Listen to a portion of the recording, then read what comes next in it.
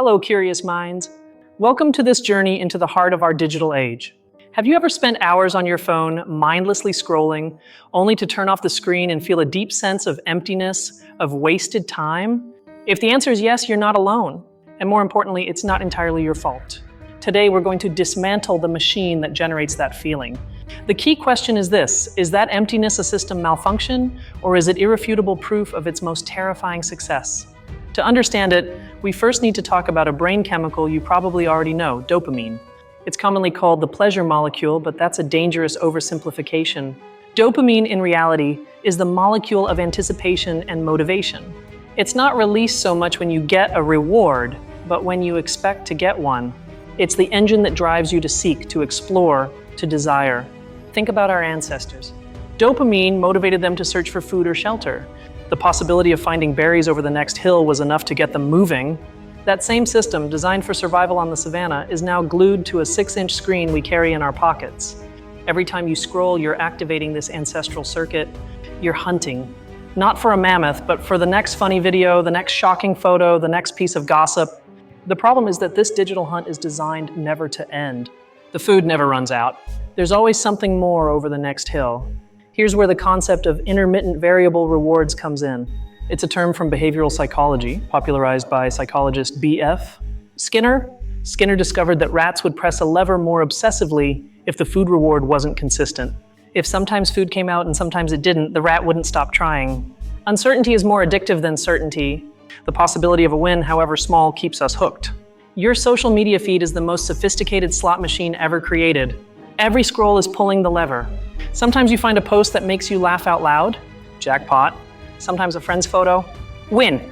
Sometimes boring news, nothing. Sometimes an infuriating debate, nothing. This randomness is at the core of the design. It's not a bug, it's an intentional feature to maximize your time on the platform. The system isn't optimized for your happiness, it's optimized for your attention. Your attention is the product they sell to advertisers. Your dopamine is the fuel that keeps the machine running, and like all fuel, it gets depleted. After a long scrolling session, you've depleted your dopamine receptors. You've been in a state of high anticipation, of constant hunting, without a real, nourishing reward. The real reward, the one our brain truly craves, is genuine social connection, achieving a difficult goal, or learning a new skill. Scrolling gives you a substitute. It provides the illusion of connection without the vulnerability, the illusion of knowledge without the effort, the illusion of entertainment without the commitment. It's like eating junk food. It fills you up momentarily, but it doesn't nourish you. In the end, you just feel bloated, tired, and yes, empty. This state of dopaminergic depletion closely resembles the symptoms of depression: apathy, lack of motivation, a feeling that nothing matters. But there's another darker layer to this phenomenon: constant social comparison. Every post you see is an edited life. The best angle, the perfect vacation, professional success, the ideal relationship. It's a highlight reel. Your brain, however, doesn't process it as a montage. It processes it as reality. It compares the behind the scenes of your life with everyone else's highlight reel. Studies in social psychology have shown time and again that this constant comparison is a direct predictor of lower self-esteem and higher anxiety levels. You feel inadequate. You feel like you don't measure up, that your life is boring, monotonous, while everyone else is living extraordinary adventures. This feeling erodes your well-being from within. It's a subtle form of psychological violence that we inflict upon ourselves with every scroll. Furthermore, there's analysis paralysis. The information overload. You have access to thousands of opinions, news stories, and tragedies from around the world every second. Our brain didn't evolve to process this amount of stimuli. We feel overwhelmed, powerless in the face of the world's problems, which leads us to emotionally disconnect. It's a paradox. We're more connected than ever in human history, yet reports of loneliness and alienation are at an all-time high. This alienation is the feeling of being a stranger in your own world, of not belonging, a consequence of replacing real interaction with virtual ones. Face-to-face interactions release another type of chemical, like oxytocin, the so-called cuddle hormone, which generates trust and calm. Digital interaction, based on likes and superficial comments, rarely activates these deep connection circuits. It's a low-quality imitation. So let's return to the original question. Is it self-destruction or the platform's success? The answer is it's both. It's a toxic symbiosis. Platforms exploit our deepest psychological vulnerabilities. They exploit our need for connection, our curiosity, our fear of missing out, known as FOMO, And we, for our part, give them permission. We give them our time, our attention, and ultimately our peace of mind. This isn't about demonizing technology. Tools aren't inherently good or bad, but we must be aware of how they're designed and what effect they have on us. The platform's goal is to keep you scrolling. Your goal should be to live a full and meaningful life. Often, these two objectives are in direct conflict. The first step to regaining control is awareness. Understanding that this feeling of emptiness isn't a personal failing, but the result of a carefully designed system. Researchers from centers like Stanford's Persuasive Technology Lab have studied these mechanisms for years. It's not a conspiracy theory, it's science. Knowing you're in a giant slot machine changes your perspective. It gives you the option to stop pulling the lever. This means making conscious decisions, setting boundaries, establishing specific times to check your social media, disabling notifications, which are the main hook. It means actively curating your feed, unfollowing accounts that make you feel inadequate, following creators who inspire you or teach you something valuable. More importantly, it means cultivating a life off screen, investing time in hobbies that require concentration and skill, which give you a sense of real accomplishment. And above all, investing in those real human connections, calling a friend instead of texting them, meeting up for coffee, looking people in the eyes. These are the true rewards our brain craves.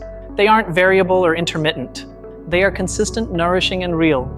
The emptiness you feel when you turn off the screen is a signal. It's your mind telling you it's been fed empty calories, an imitation of reality. It's not self-destruction in the sense that you actively seek it out. It's a trap we fall into because it was designed by the brightest minds to exploit our biology. It's the platform's success, a success so overwhelming that its byproduct is widespread social malaise. So the next time you find yourself lost in the infinite scroll, pause for a moment, take a deep breath, ask yourself what you're truly seeking in that moment. Connection? Validation? A distraction from an uncomfortable feeling? Recognizing the underlying need is the first step to satisfying it in a healthier, more genuine way. We don't have to give up technology entirely, but we can aim for a more intentional and less reactive relationship with it. It's about using the tool instead of allowing the tool to use us. The feeling of emptiness isn't the end, it's the beginning. It's the wake-up call we need to seek something more real. Next time you turn off the screen, instead of dwelling in the emptiness, use it as a catalyst for action.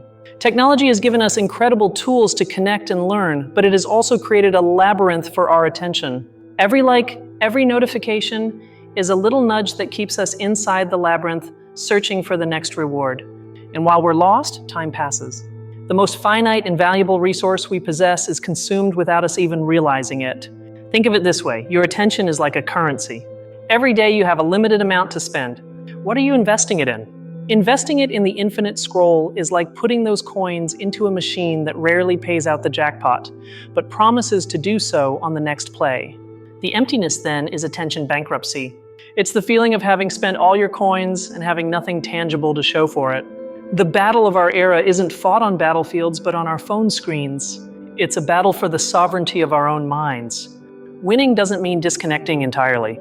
It means consciously choosing where and when you engage, where and when you invest your attention. It's about building a mental sanctuary, a place where algorithms cannot dictate your emotions or your worth.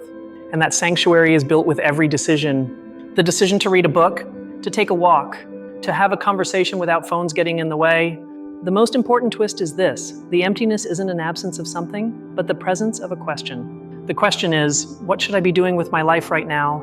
It's an uncomfortable question, and scrolling is the easy answer, the perfect distraction that keeps us from having to face it. So the business of these platforms isn't just selling ads, it's selling a temporary truce with our own existential anxieties. They sell you the illusion of being busy, connected, and informed, when in reality you're just still, isolated, and distracted. This is the real product, and the emptiness is simply the aftertaste it leaves. Proof that you consumed something without substance. Reclaiming your time and attention is a revolutionary act in the 21st century. It's an act of self-love. It involves accepting that there may be moments of boredom, and that in that boredom is where creativity, introspection, and new ideas are born. Boredom isn't the enemy. It's the space you need for your own mind to speak to you, instead of listening to the thousands of voices in the feed. So the next time you feel the urge to grab your phone to fill a silence, try not to. Just for a minute, listen to the silence, feel the emptiness, and ask yourself what you truly need. The answer might surprise you. In summary, the digital void is not an accident.